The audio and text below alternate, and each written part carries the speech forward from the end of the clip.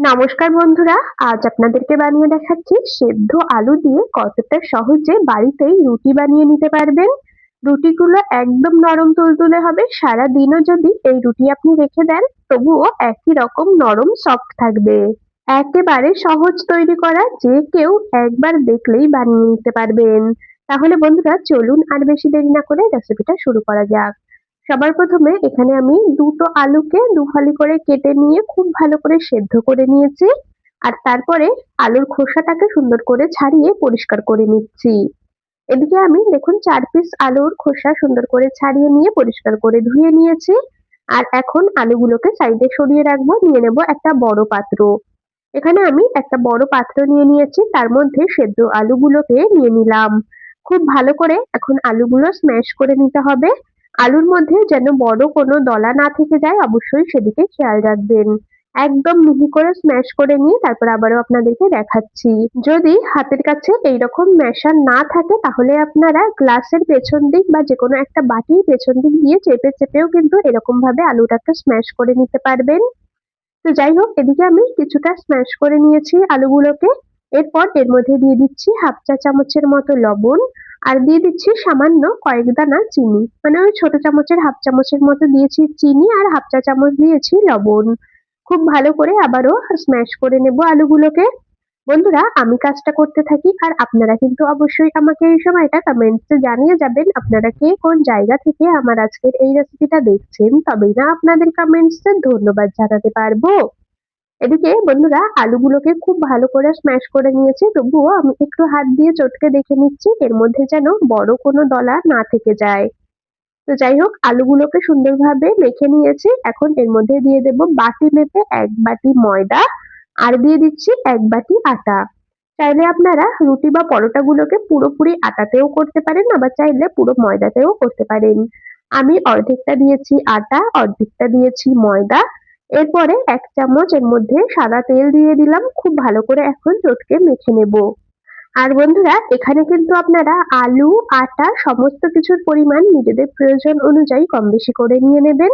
আমি যতটা পরিমাণে রেসিপিটা তৈরি করব, মানে রুটিগুলো তৈরি করব, সেই হিসাবে এখানে আটা, ময়দা আর আলু নিয়েছি। তো যাই হোক, এখানে আমি সেদ্ধ আলু দিয়ে কিছুটা আটা মেখে নিয়েছি। তো মাখাটা বেশ শুকনো হয়ে গেছে, সেজন্য এখন এর মধ্যে দিয়ে দিলাম কিছুটা দুধ। একদম উষ্ণ গরম দুধ দিয়েছি। এরকম ভাবে অল্প অল্প করে দুধ দিয়ে আটাটাকে সুন্দর করে মেখে নেব। মানে আমরা রুটি পরোটা তৈরি করার সময় যেই রকম ডো তৈরি করি ঠিক সেইভাবেই ডোটা তৈরি করে নেব। বন্ধুরা, আমি কাজটা করতে করতে প্রতিদিনকার মতো আজও আপনাদের সাথে একটা কথা শেয়ার করে নিই। আপনারা যদি আমার আজকের এই রেসিপিটা ইউটিউব চ্যানেল থেকে দেখে থাকেন অবশ্যই কিন্তু সাবস্ক্রাইব করে রাখবেন। আর যদি ফেসবুক পেজ থেকে দেখে থাকেন পেজটিকে ফলো করে রাখবেন এইরকম আরো দারুণ দারুণ রেসিপির আপডেট সবার আগে পাওয়ার জন্য। এদিকে দেখুন আমি আটাটা খুব সুন্দর করে মেখে নিয়েছি। ডোটা একদম পারফেক্ট ভাবে তৈরি হয়ে গেছে। এখন এটাকে আমি ওই মোটামুটি 10 মিনিটের মতো ঢাকা দিয়ে রেস্টে রাখবো। খুব বেশি সময় রেস্টে রাখবো না, কারণ এই রুটিগুলো কিন্তু এমনিতেই অনেকটা পরিমাণে সফট হয়, একদম নরম তুলতুলে। মোটামুটি 10 মিনিটের মতো আমি রেস্টে রেখেছিলাম। এরপর ডোটাকে একটা ব্যালন পিঁড়ির মধ্যে নিয়ে নিয়েছি। যেহেতু রুটিটা এর মধ্যেই বেলে নেব, এই ডো থেকে আমি ওই মোটামুটি 6টার মতো লেচি কেটে নেব। বেশ মিডিয়াম সাইজের করেই কাটছি, খুব বেশি বড় লেচি কাটছি না, আবার একদমও কিন্তু ছোট না। দেখতেই পাচ্ছেন এইরকম মিডিয়াম সাইজের লেচি কেটে নিলাম আমি 6টা। এরপর প্রত্যেকটা লেচিকে সাইডে সরিয়ে রাখবো, আর বাকি একটাকে আমি এর মধ্যে রেখে দিলাম। লেচির থেকে রুটি বেলে নেওয়ার আগে খুব ভালো করে আবারও একটু হাত দিয়ে মথে নিচ্ছি। ঠিক এইরকম ভাবে, এতে করে রুটিগুলো কিন্তু আরো সুন্দর তৈরি হবে আর একদম সফট হবে। তো যাই হোক, এদিকে আমি লেচিটাকে বেলে নেব অল্প অল্প করে আটা বা ময়দা ছড়িয়ে নিয়ে। রুটিগুলো আমি একদম কিন্তু পাতলা তৈরি করব না, একদম মিডিয়াম রাখবো। খুব বেশি মোটা না, আবার একেবারে পাতলাও না। আর খুব বেশি বড় করেও তৈরি করব না, মিডিয়াম সাইজের করে রুটিগুলোকে আমি বেলে নিই, তারপরে আপনাদেরকে দেখাচ্ছি। আর অল্প অল্প করে এর উপরে আটা ময়দা ছড়িয়ে নিয়ে তারপরে কিন্তু আমি রুটিটা বেলে নিচ্ছি। তো বন্ধুরা দেখুন, রুটিটা ঠিক এইরকম ভাবে বেলে নিয়েছি। এর থেকে আর বেশি বড় করব না, আর খুব বেশি পাতলাও করব না। আর দেখতেই পাচ্ছেন কতটা মোটা বা পাতলা করে আমি রুটিগুলো বেলে নিয়েছি। তো যাই হোক, প্রথম রুটিটাকে তো সুন্দর করে বেলে নিয়েছি, একটা পাত্রে তুলে রাখলাম। এরকম ভাবে আরো একটা রুটি আপনাদেরকে বেলে দেখাচ্ছি। প্রথমে ডোটাকে খুব ভালো করে আবারও একটু মথে নিলাম এরকম ভাবে হাত দিয়ে। এরপরে এর মধ্যে অল্প অল্প করে আটা বা ময়দা ছড়িয়ে সুন্দর করে বেলে নিই।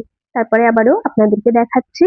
সবাই তো কম বেশি রুটি পরোটা বেলতে জানে, তবে এই যে যেহেতু আলু দিয়ে তৈরি করা হয়েছে ডোটা, খুব বেশি পাতলা করলে কিন্তু রুটিগুলো একদম ফেটে ফেটে যাবে আর খুব ভালো করে ফুলবে না।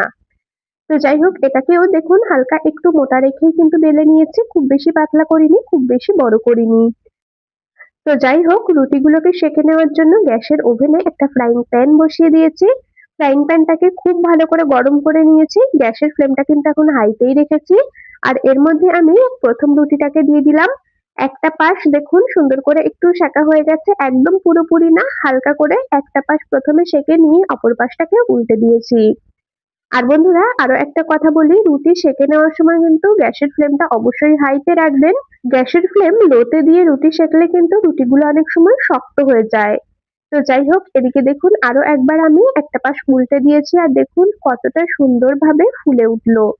প্রত্যেকটা রুটিই কিন্তু এইরকম ফুলকো ফুলকো তৈরি হবে যদি এই পদ্ধতিতে রুটিগুলো তৈরি করেন। আর প্রত্যেকটা রুটি হবে একদম নরম সফট, সারাদিনও যদি এই রুটি আপনি রেখে দেন তবুও একই রকম সফট থাকবে। যেহেতু এর মধ্যে আলু ব্যবহার করা হয়েছে, দুধ ব্যবহার করা হয়েছে, সেহেতু রুটিগুলো কিন্তু একেবারে নরম সফট তৈরি হবে। তো যাই হোক, এদিকে আপনাদের সাথে কথা বলতে বলতে প্রথম রুটিটাকে তৈরি করে নিয়েছি। এইরকম ভাবে আরো একটা রুটি আপনাদেরকে সেঁকে নিয়ে দেখাচ্ছি। প্রথমে একটা পাশ হালকা করে একটু সেঁকে নিয়ে অপর পাশটা উল্টে নিয়ে খুব ভালো করে সেঁকে নিতে হবে। এরপরে এই পাশটাকেও কিন্তু উল্টে দিলেই একদম রুটিগুলো তৈরি হবে ফুলকো ফুলকো বলের মতো। বন্ধুরা, আপনারা আগে কখনো এইরকম ভাবে সেদ্ধ আলু দিয়ে রুটি বা পরোটা তৈরি করে খেয়েছেন কিনা অবশ্যই কিন্তু আমাকে কমেন্টস করে জানিয়ে যাবেন। আর এইরকম ভাবেই আটা বা ময়দা মেখে যদি অল্প ঘি বা সাদা তেলে সেঁকে নেওয়া হয় তাহলেই কিন্তু একদম পরোটা সুন্দরভাবে তৈরি হয়ে যাবে। তো যাই হোক, আজকে আমি পরোটা তৈরি করছি না, রুটি সেঁকে নিচ্ছি।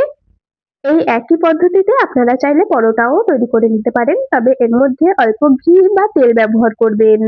তো যাই হোক, এদিকে দেখুন প্রত্যেকটা রুটি সুন্দরভাবে তৈরি করে নিয়েছি। আর দেখেই বুঝতে পারছেন রুটিগুলো কতটা ফুলকো ফুলকো তৈরি হয়েছে।